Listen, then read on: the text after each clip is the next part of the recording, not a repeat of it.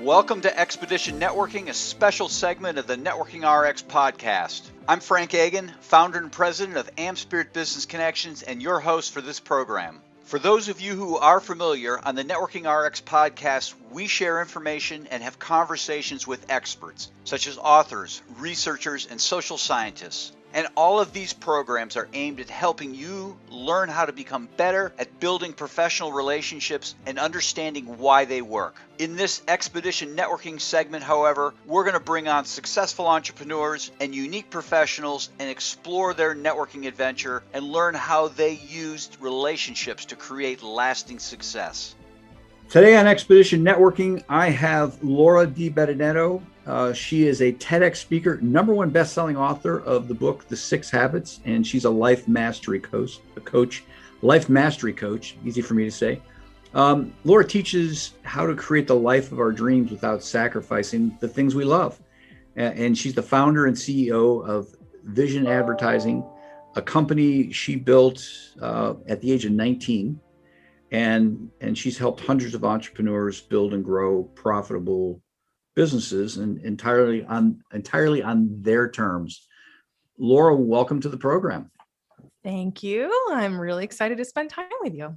Well, I'm glad you're here. We kind of talked before we hit record that, this is obviously a program about relationships, and you have had incredible success with relationships, using relationships to build this business. But in reading your book, The 6 Habits, Practical Tools for Bringing Your Dreams to Life, you're very open in the opening of the book, talking about the struggles you had with relationships.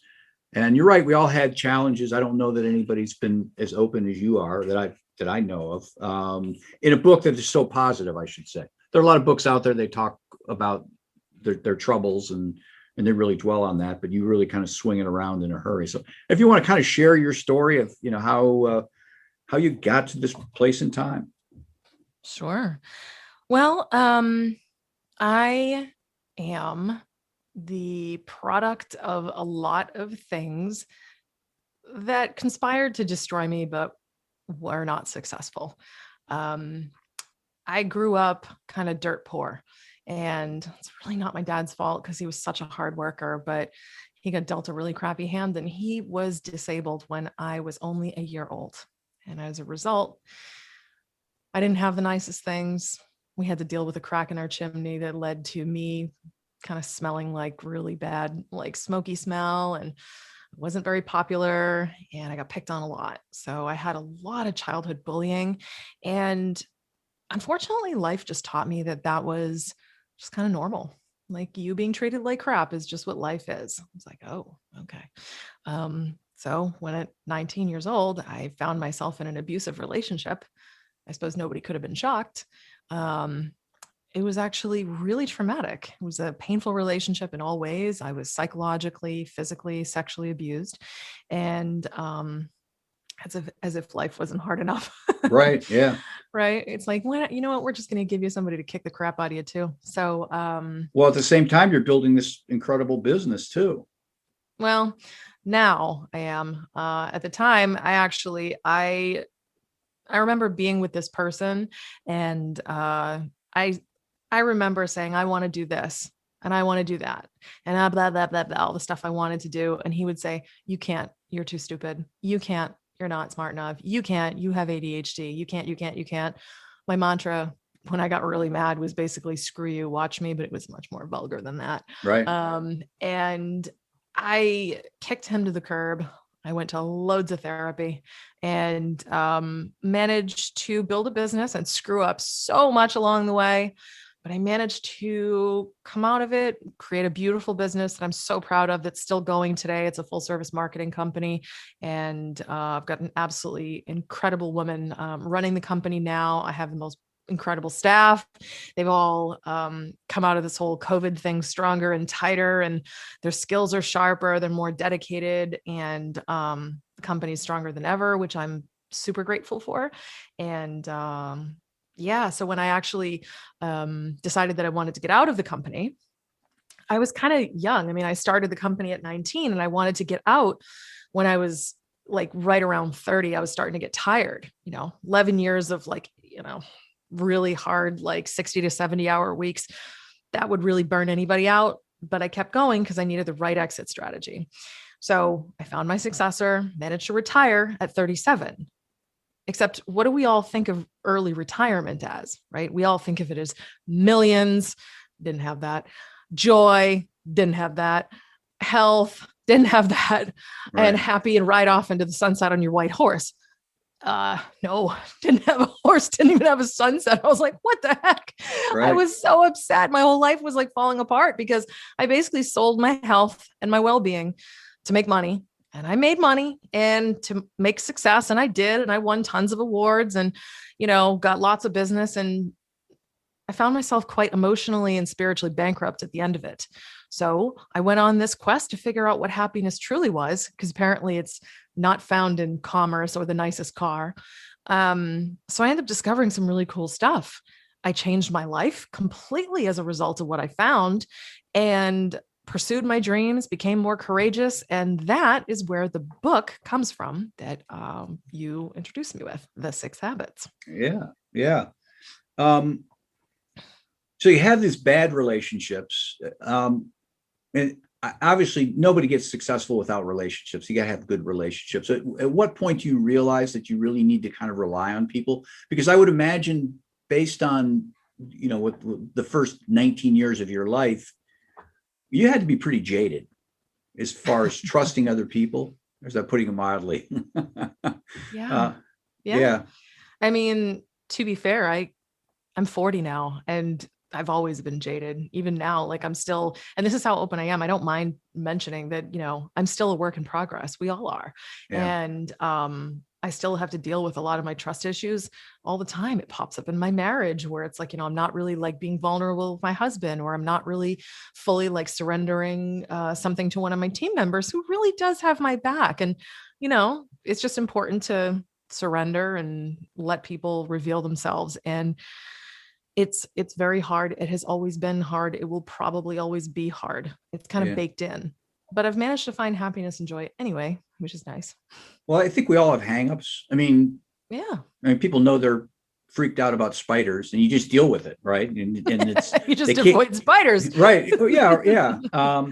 But I guess at what point did you realize, hey, I really need to start to work on this? I need to trust people. I need to have people in my life. I need to trust somebody.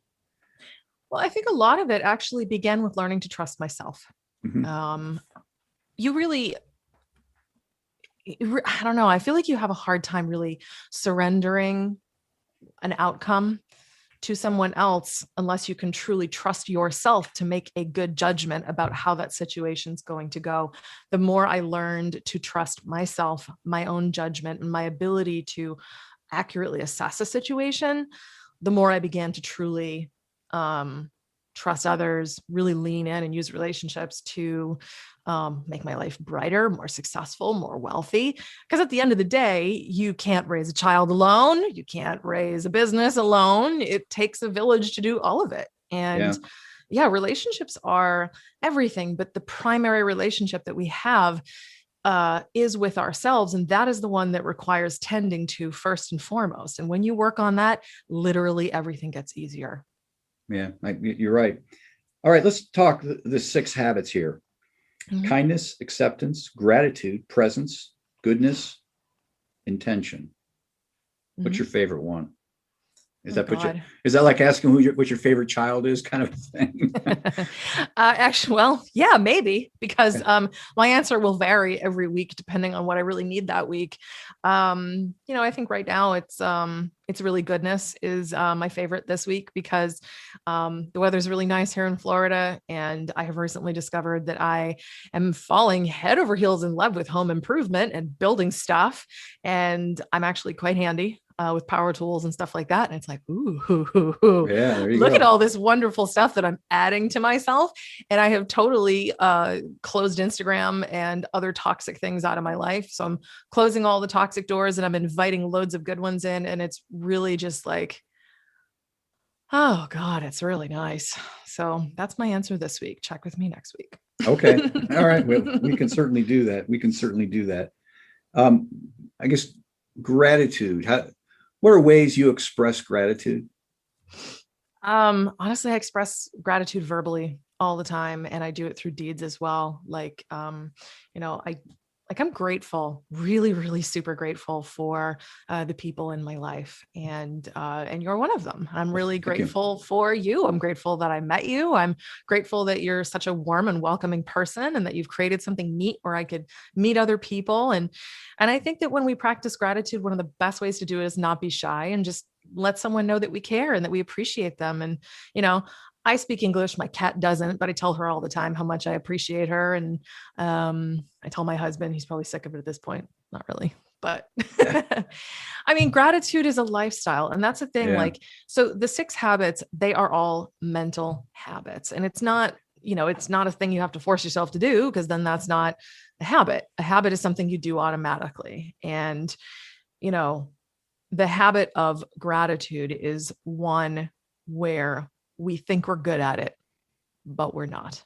Yeah. And the habit of gratitude is living it as a lifestyle and looking around in appreciation. When it appears that everything is on fire, look around and you just automatically default to looking for the good in a situation. I was even at the dermatologist earlier and we were talking about how I have really dry skin. She's like, well, on the bright side, you won't be getting acne. You are correct. I am grateful for my dry skin, because no acne for me. Yeah. No, I think you're right. It's very easy to fall into the "oh, woe is me." Yeah. Also take things for granted and just overlook. Yeah. I think the term for, the hedonic treadmill, where you win the lottery and then a year later you're like, oh, geez, I'm worth millions, but I'm still not happy. I know. You know something? I've been on so many podcasts and it's been awesome. And I get to have the coolest conversations. I always get asked the question, now what? As if right now is insufficient. Right. It's very American to focus on tomorrow versus today. And that's the habit of presence. And I think, if you take a look at the habits and you break the 6 of them down into 3 neat little compartments, you put kindness and acceptance together, because they're, really all in how you feel about yourself and how you treat yourself. Gratitude and presence, they can very much be wrapped up in like mindfulness and just a state of general appreciation. And then you get the habit of like goodness and intention, and they're very action oriented. So, just taking a look at, let's say I won $1 million. The moment that I stop appreciating it is when the joy is over. But I have the option to extend that joy as long as I want, but I have to remember to do it. And that's why the importance of the 6 habits is so critical and vital to our well-being, because, we all know these words. Like when you read off the habits, the same thought always pops into my head. It's like, yeah, these words themselves are not remarkable. Even the concepts themselves are not truly remarkable. But the remarkable part is when you can actually cement these and bake them into your way of being as a default. That's the game changer. And there's specific ways to do it. And you're reading the book, you can see that it's littered with, specific instructions on how to bake it into your psyche. Right. Because unfortunately, we forget to be grateful. We just take stuff for granted. It's like, oh, well, I live in Florida, the sun's shining, whatever. It's like, no. I live in Florida, the sun is shining. Go outside. Half the country's freezing their butts off. Go outside. Yeah. Right. But like living in a state where your default is to be kind to yourself, living in a state where your default is to fully and totally unconditionally love yourself, to be grateful for everything that's going on around you, even when it appears mundane, to be present, to invite good things in, kick out the toxic garbage, and like move about your life with purpose and intention. To do that as a default is a challenge. Yeah. But I have to say, like discovering the secret recipe, that it's actually the combination of those 6 specific things. God, that was such a revelation. Because countless books have been written. I mean, my friend, I can see all the books behind you. Yeah. And everybody has their theories on what we need to do to be happier, richer, bigger, smaller, blah, blah, blah. And the 6 habits are actually the foundation underneath all of those ideas. No, It's not, you yeah, know, yeah, no, I mean, I think that, it could be 3 habits, it could be 7 habits, it could be 10 habits, it could be a million habits. The most important word there, and you've touched on this, is habit. And correct. that's what makes all these things easier said than done. It makes all these things reasons why. Mhm. I always default to weight loss, right? There's a million books out there on weight loss. We absolutely know how to lose weight, right? Yeah. But we're not. Why? Mhm. Habits, and it's kind of the Correct. same thing here. It's habits. Well, Um, yeah. And if using the weight loss example, God, that's such a good one. I feel like almost everybody can relate to that, especially after 2020. It's like, oh, we're all a little bigger. yeah, Um, but if you think about like why you gained weight, it's probably because you're living in the shadow side of one of the 6 habits or more. And to lose it, it's not that you lose weight, it's why you lose weight. You have to love yourself into losing weight, not hate yourself into it, because otherwise you'll gain it right back. If you can make it your default to live as a thinner person, you're going to do that from a place of joy, abundance, love, all of these things. And it's amazing what you can do temporarily to get yourself to where you want to go. The problem is if you actually want sustained impact, sustained thinness, joy, wealth, blah, blah, blah, and it's not just an accident, yeah, you got to change your head. You have to change your mental programming. yeah, yeah. It's very true. Let's switch gears here. Sure. Talk about you and your business and all the things you've got going on. All the programs you have out there. I know there's quite a bit, but if you want to focus on some of that, and certainly then let's talk about how people can get a hold of you.